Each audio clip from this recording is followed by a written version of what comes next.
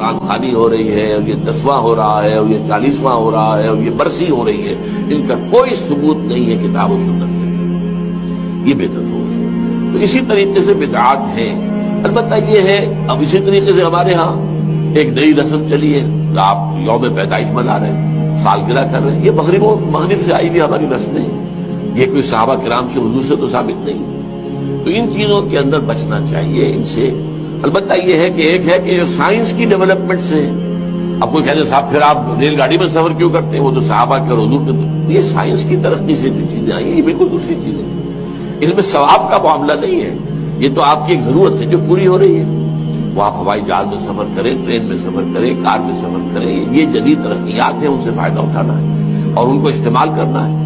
تو یہ اور بات ہے۔ لیکن دین میں کوئی نئی چیز جو حضور اور صحابہ سے ثابت نہ ہو اور اس کو آپ حصول ثواب کی نیت سے کریں،